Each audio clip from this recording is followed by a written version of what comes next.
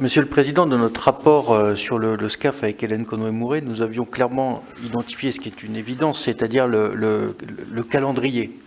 On rentre dans un tunnel électoral avec des législatives en Allemagne qui verront un changement de chancellerie après 16 ans de chancellerie d'Angela Merkel. C'est de l'Allemagne donc un vrai changement après 16 ans de constance.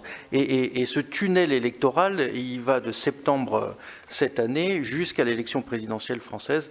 Et donc nous avions clairement identifié que, évidemment, ça se jouait, l'irréversibilité se jouait maintenant.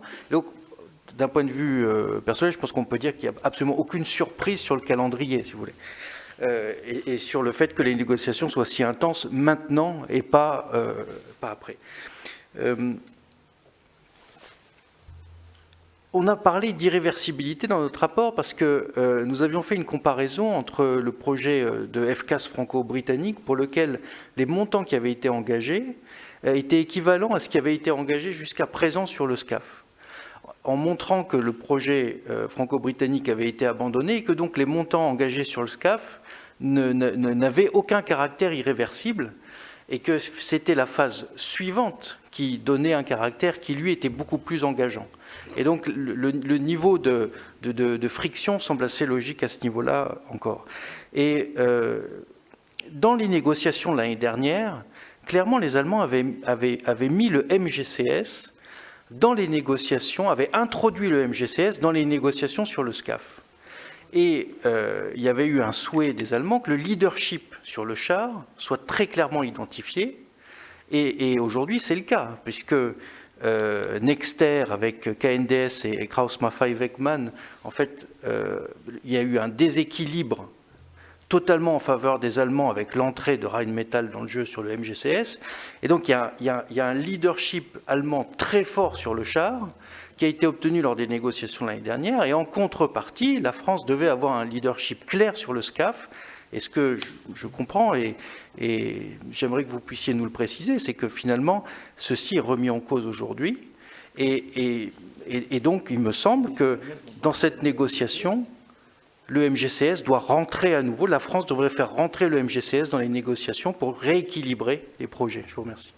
Bien sûr, c'est tout à fait ce que je disais avant, le donnant-donnant, qui est, et d'ailleurs c'est la bonne méthode. Vous donnez des leaderships, vous sacrifiez donc des choses dans votre propre pays, puisque vous donnez le leadership à l'autre, et puis c'est pas toujours, on donne pas toujours au même. Là, il y a une impression de... Alors, c'est du wording, parce que vous verrez, Airbus, la semaine prochaine, vous dira, si, non mais on est tous conscients que c'est Dassault leader. Ce que je dis, c'est que c'est en deuxième couche derrière, on me coupe tous les leviers. Vous voyez, j'ai un manche dans mon avion, mais on m'a coupé les leviers derrière. On dit tu es toujours pilote, mais en réalité, on a mis une boîte noire derrière, etc. Donc c'est ça qui est condamnable. Et je pense que la France soutient notre démarche de dire maintenant ça suffit. Sous-entendu, on a fait toutes les propositions possibles jusqu'à la fin de l'année dernière, les rendant tout à fait acceptables aux yeux même de cet équilibre qui avait été fait. Et c'est pas nous qui avons dit non, c'est les Allemands qui ont dit non. On dit et la proposition française n'est pas acceptable.